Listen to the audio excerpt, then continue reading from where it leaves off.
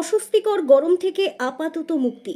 বঙ্গোপসাগরে পঞ্চম নিম্নচাপের ভ্রুকুটির মাঝেই বৃহস্পতিবার সকালের পর থেকে বাঁকুড়া জেলা জুড়ে বৃষ্টিপাত শুরু।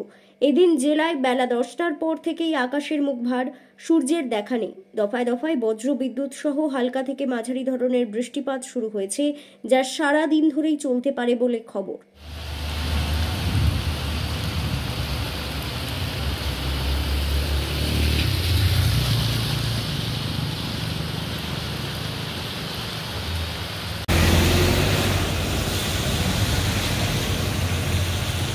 একই সঙ্গে হাওয়া অফিস সূত্রে সর্বশেষ পাওয়া খবর অনুযায়ী এদিন বাঁকুড়া সহ দক্ষিণবঙ্গের বেশিরভাগ জায়গায় ঝোড়ো হাওয়ার সঙ্গে বজ্রবিদ্যুৎ সহ বৃষ্টিপাতের সম্ভাবনা যেমন রয়েছে, তেমনই 7 থেকে 20 মিলিমিটার বৃষ্টির পূর্বাভাস রয়েছে বাঁকুড়া সহ প্রতিবেশী পশ্চিম মেদিনীপুর, ঝাড়গ্রাম ও পুরুলিয়া জেলার বেশ কিছু অংশে।